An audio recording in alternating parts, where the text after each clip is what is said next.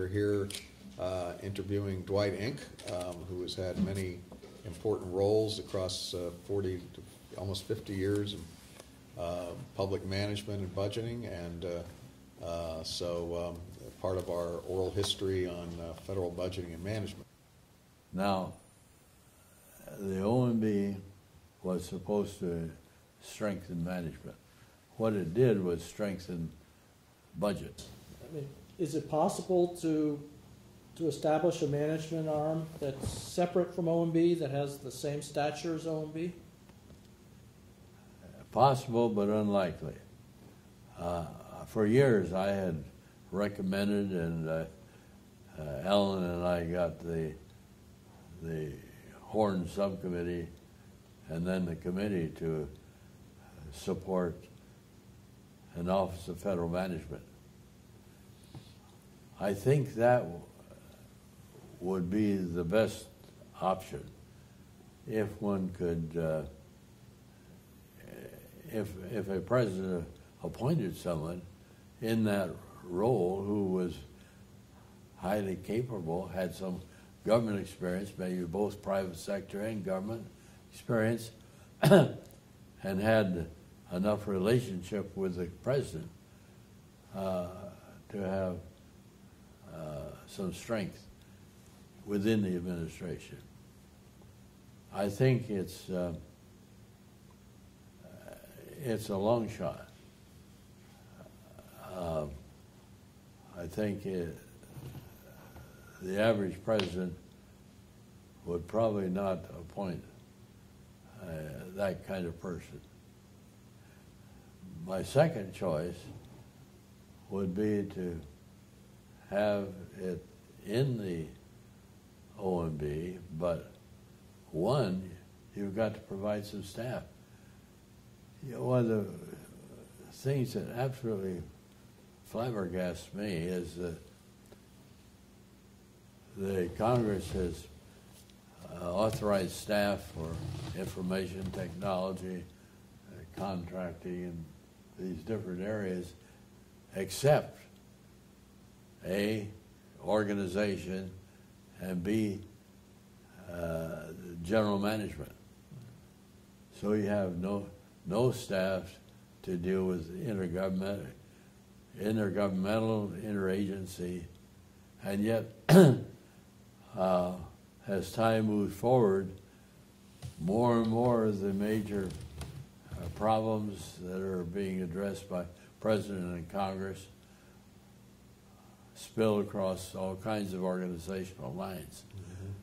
But it's the area in which we've never recovered from the Ash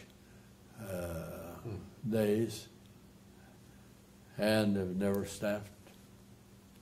There's authority is there right now in the OMB to cover these areas. So you don't need to worry about some kind of turf battle. All you have to do is simply provide some staff for the authority that already exists. But you had the resources at GSA. You had the people and the Yeah. bulk of the Yeah. people. That's right. They were over at GSA. Now, GSA doesn't have the prestige, doesn't have the leadership role to have anywhere near the influence that those same people had in OMB. There should have been someone in the management side of OMB that advised the president on how to organize, how to gear up for Obamacare. There wasn't. There's no one in charge of Obamacare. It's hard to think of a more fundamental mistake.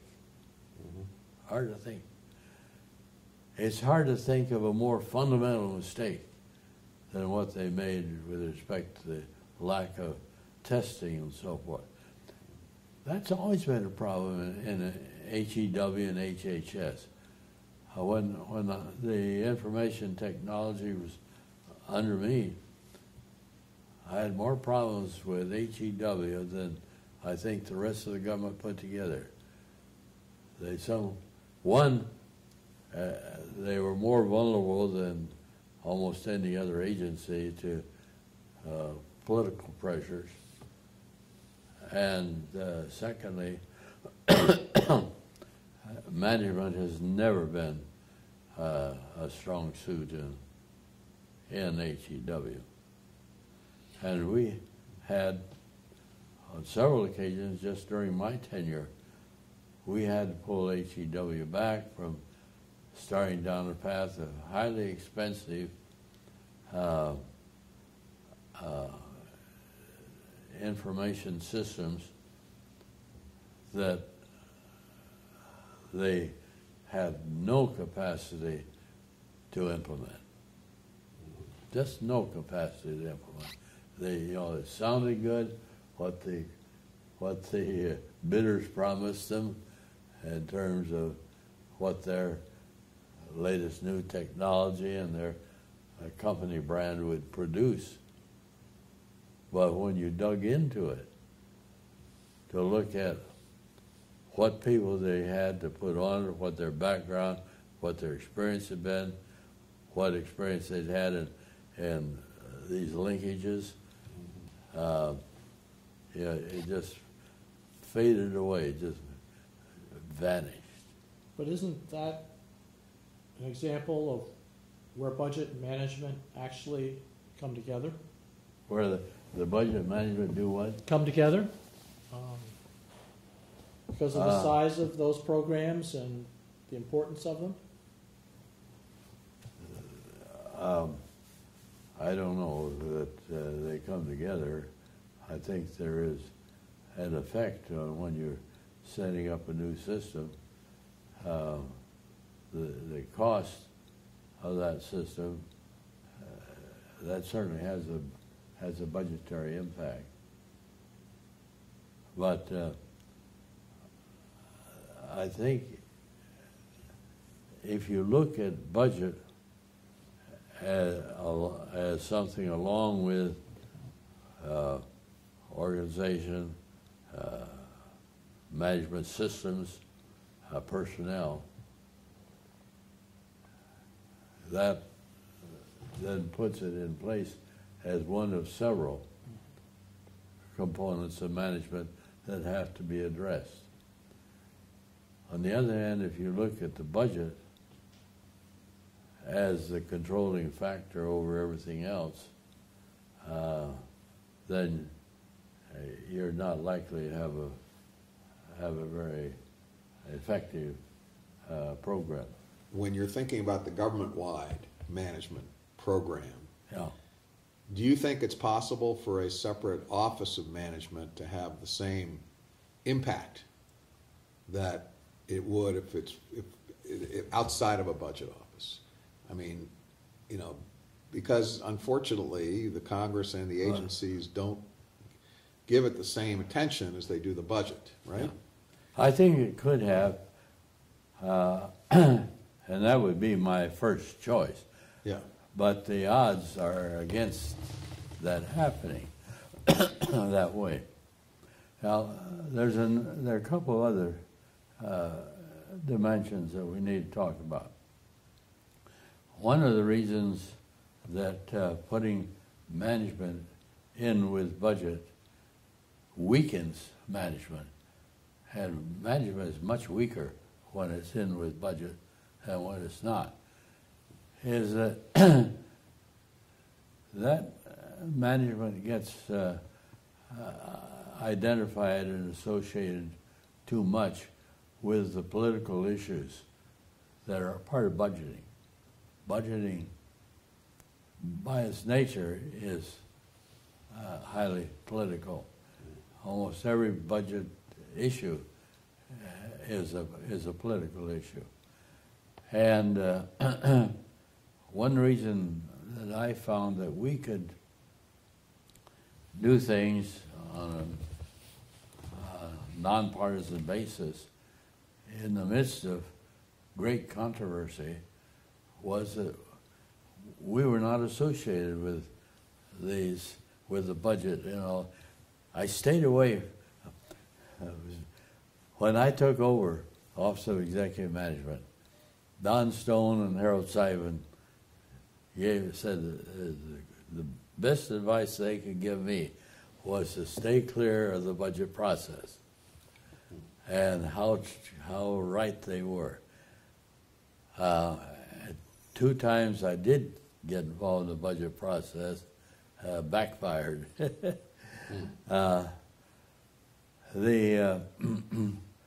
But we were, Bryce Harlow said that trust is the coin of the realm. And I think that's true. It's much harder to maintain that trust when you are inevitably involved in a whole series of political issues. Not impossible, but much easier when you're dealing with management and your goal is to help the president carry out the laws and the initiatives on which he has been elected, campaign. When this broad meeting I had with Nixon a couple months after he was inaugurated, I was talking about how wasteful Great Society programs were, the way they were administered and so forth. And he touched on urban renewal. He said, well, I hope you can get rid of urban renewal. I said, Mr. President, that's not my role. You have other people to decide whether a program should be or not be, what should be done. My role is to help you make sure that whatever is on the books, whatever initiatives you have decided upon, are carried out effectively. I'm not dealing with what should be done, I'm dealing with how it should be done. And in an agency, I found the same thing to be true, that you administer these programs in a nonpartisan way. You can work with majority and minority and gain respect of each other and get a lot more done. Cooperating with Congress puts you in a stronger position with Congress, for example. And that's what we did, by the way, in the Nixon period. We, all through that period, they was so negative toward the end of his first term during the 72 election, beginning the second term. We had very good relationship with the Hill, both Republican and Democrats. OMB fight, we did have a battle on that because the Government Operations Committee didn't like the council that was set up. That was a part of the same reorganization. And Chet Hollifield led the opposition. Now, I'd worked with Chet for years, and we traveled to Europe together, NATO bases. We were really very good friends. But here I was leading the support for the reorg plan. He was leading the opposition to it. After the vote, which we won, I had a call from his staff director. The chairman wanted to see me early the next morning. Well, I went up there and I expected to have a pretty frosty meeting with him. And as I walked in, the staff director said, well, this morning he said, you're a little stronger and we're a little weaker, but next time it'll be different. And I came and walked in, and Chet Hollifield walked over, put his hand on my shoulder. He said, "Well, Dwight, you won the battle, but we'll probably work together next time. What's next on the agenda?" And, we went right to work then on the next item, most of which we agreed upon. But that trust is so important. It's much more difficult when you're associated with all the different political issues in the budget process. Now, I found that there were advantages to being in the same agency with the budget, and that we had communication back and forth between the budget people and the management people. And we never surprised each other. Something that we were pushing for that had budget impact, we always shared that with the budget people, and they would sometimes recommend against her or modification. We might or might not agree with their recommendation. We maintained our, just as they would sometimes take recommendations from us, not necessarily agreeing with it. So we had communication back and forth. One of the problems of the OMB is something that Harold and I used to talk about. We never quite understood, but any organization has just two major components. Results in battle between the two. If you have even only 3 or 4 major components, sometimes this group are allied, sometimes this group allied, but you rarely, if ever, have the two antagonists on issue after issue after issue. OMB was widely viewed in the budget group as wanting to be as strong or stronger than the budget, and they were not about to let that happen.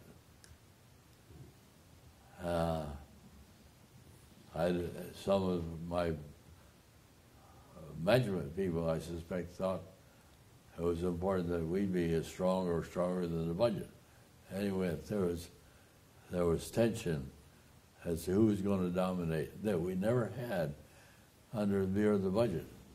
So what changes did you argue for in civil service reform?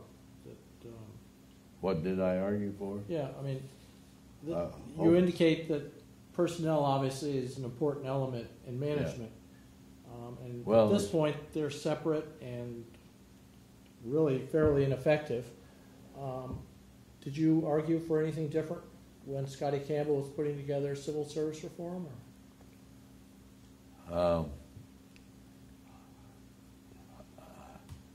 Well, one is that I think the OMB, I think a lot of this goes back to the OMB. Okay. And part of that is that it should have been a part of the management area. We had given quite a lot of strength to the Civil Service Commission before OMB was set up, and we were able to counter a lot of political pressure on the basis of confidence and how lack of confidence and lack of experience jeopardized initiatives that were important to the president.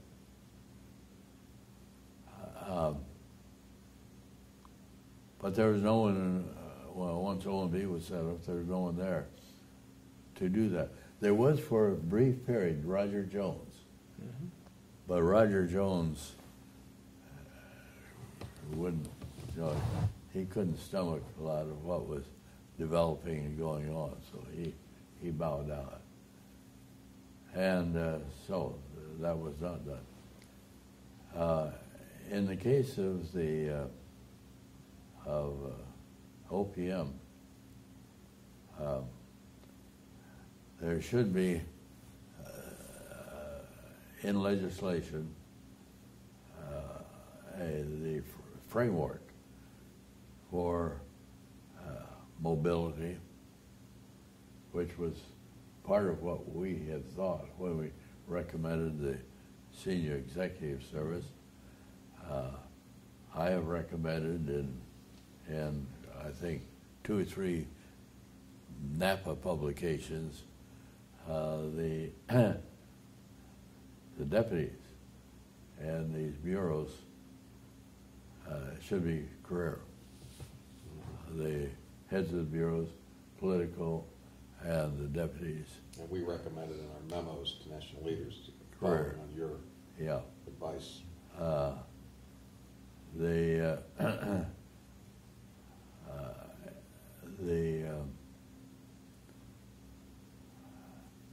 I don't know how you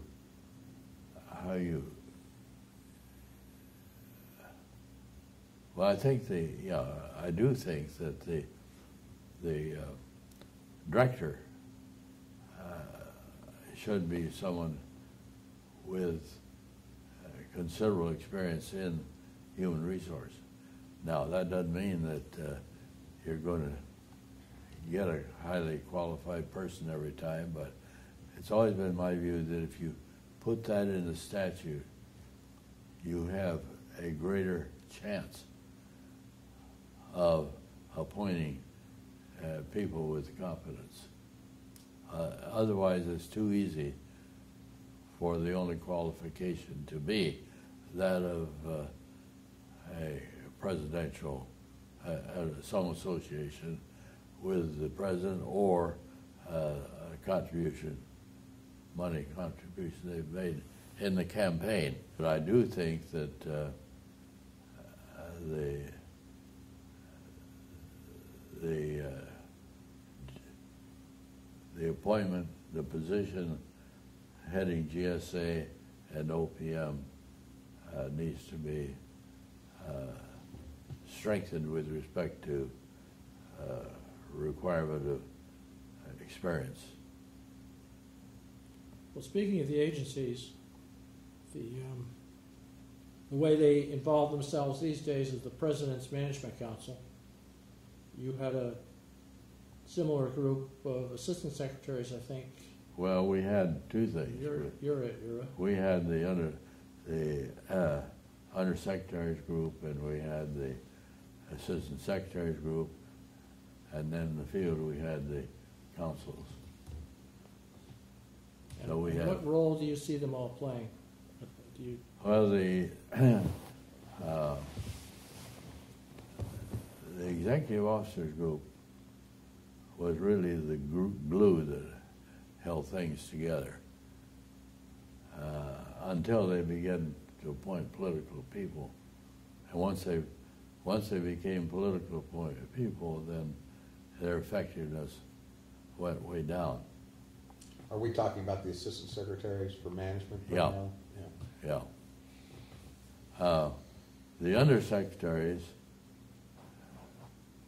were intended, and sometimes did, provide a good interface between the management and the program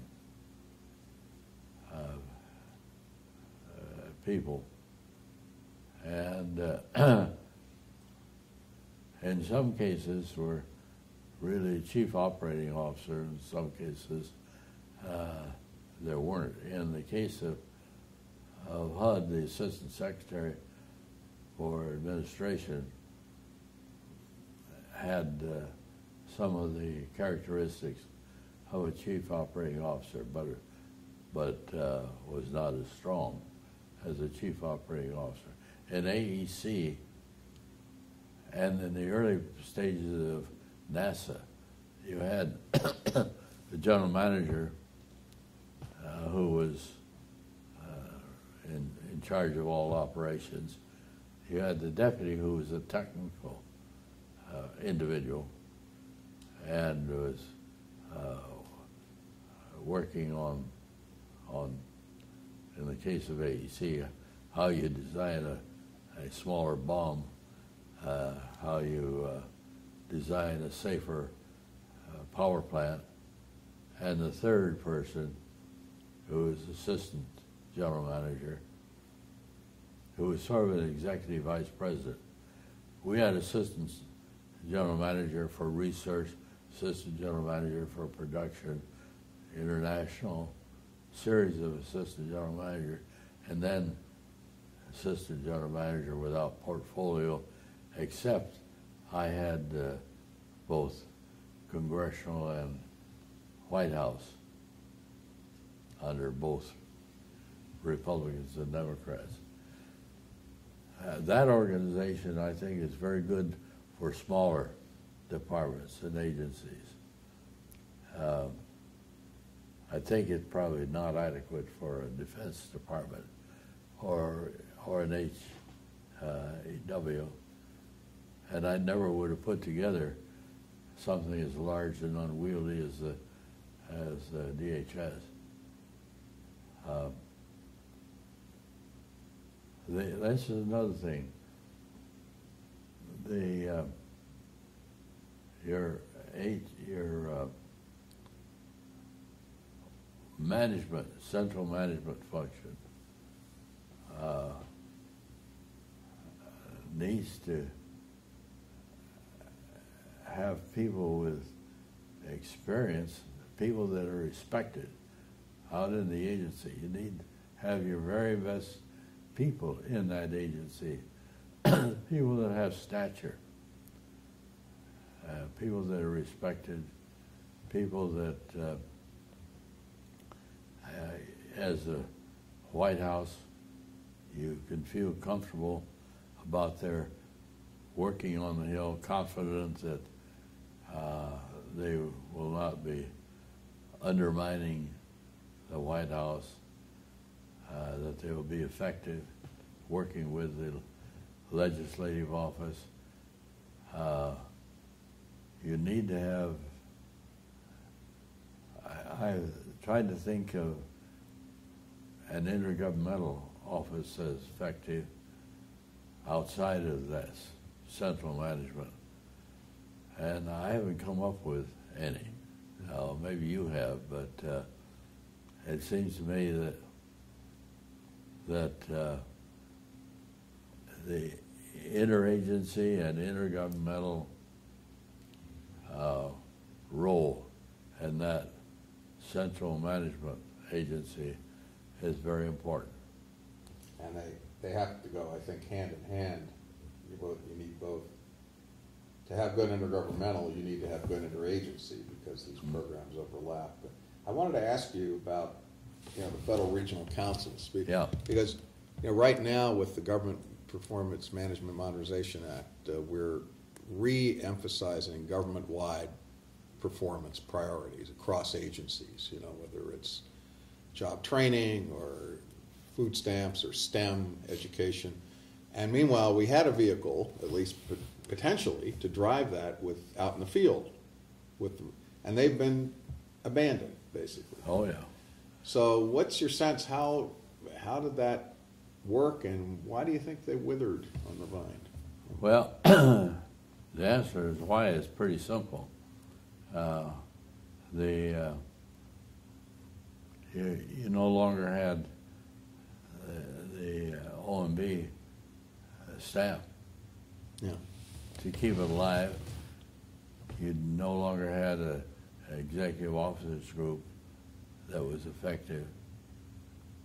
And without those two, well, now that I think of it, the undersecretary's group took pretty strong interest in them as well. So he had three areas, 3 mechanisms that no longer, 2 of which no longer exist, and 1, the Undersecretary's group, no longer deals with that dimension of their work. They Ehrlichman one time asked me if I thought the regional councils would be useful in program development. And I said I was uneasy about that because what we had designed them for was an important role in how things are done, but not what should be done. Once you get into what should be done, then you, of necessity, get into, those are policy issues, and the policy issues are issues that the field is not equipped to deal with. They can have an input, but they're not equipped to develop policy. And once you get them into the field of developing policy, you're going to get the field into the political arena, and you lose the concept of nonpartisan execution of laws. But isn't the role of Congress even greater? It's more than just legislation. You've got appropriators, you've got the oversight committees. All that's lacking these days, isn't there? Oh, that what? All that is lacking these days. I mean, yeah. The amount of consultation with Congress is kept to a minimum. Oh, absolutely. And the more you fail to work with Congress, consult with Congress, the more Congress moves to restrict the role of the president and the executive branch. They weaken. It's one of the best ways to weaken the presidency is to have a confrontational approach to Congress. And I found that you can take a strong stand on something with Congress if they respect you and you've been working with them than you can otherwise. My argument is that if you if you work closely with Congress, you develop credibility and trust, you're really in a stronger position to oppose them when they do something that's out of line. It's always been my experience. Now, with respect to the management part of OMB,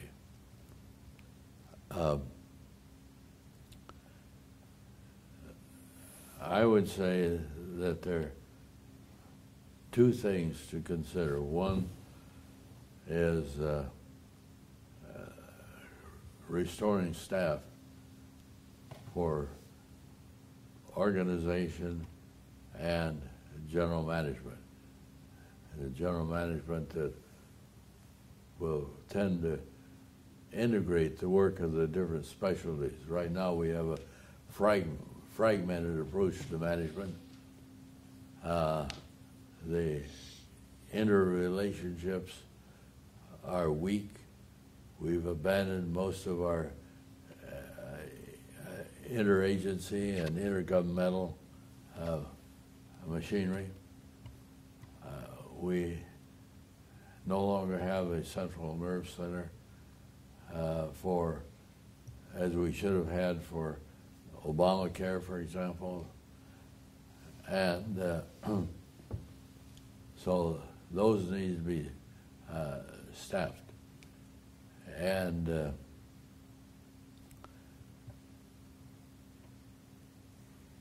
even better, if we can find a way to do it, is an Office of Federal Management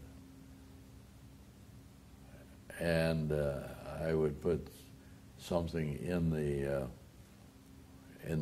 law that would require extensive management experience with complex organizations in the appointment of the head of that agency. But the notion that management can't survive outside of the budget, I think is nonsense. I feel very strongly that the more management, there are occasions, there are issues in which the management and the budget need to work together. But for management to be involved in the budgetary process, I think is a recipe for weakness and timidity. And there's another thing. Look at the budget environment. It's fundamentally, and looking at it from the standpoint of an agency, it's fundamentally negative. You know, your meetings with the OMB to talk about budget or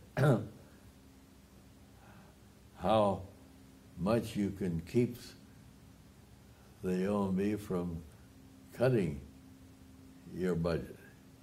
Your discussions are generally defensive, even though you may respect the budget examiners, and I think most people do. I think most people think the budget staff in Bureau of the Budget and OMB are very capable, highly professional, but the budget process itself is essentially negative. Secondly, it is an environment which pushes toward tunnel vision. The budget process and OMB work hard to counter that, and they do things that cut across lines. But with our programs and agencies going across organizational lines, there's just too much pressure from the day-to-day budgeting toward focusing on this area, and not the broader issues that cut across departmental lines. And so this is an environment which is less friendly toward the kinds of innovative management I think we need as society moves forward. Is this inherent in the budget process, Yes. or would it argue for some budget process reform? I think it's inherent in the budget process. Now, I think looking at budgetary reform, though, to see how we can better counter. Those are currents that are just basic to budgeting. But we probably can do a lot more than we have to offset those factors. And I think that's something you folks will want to focus on. If you've got some guts, there are a lot of things you can do that you don't think you can do with respect to, you've got more strength. Again, if you've got credibility, you've got more strength than you realize as an agency or bureau head. Now, there's a limit to it, how much strength you have, but it's a lot more than you think you have. And even in the Nixon administration, up until the very end, I was working against the politicizing of the career service and time after time after time. And you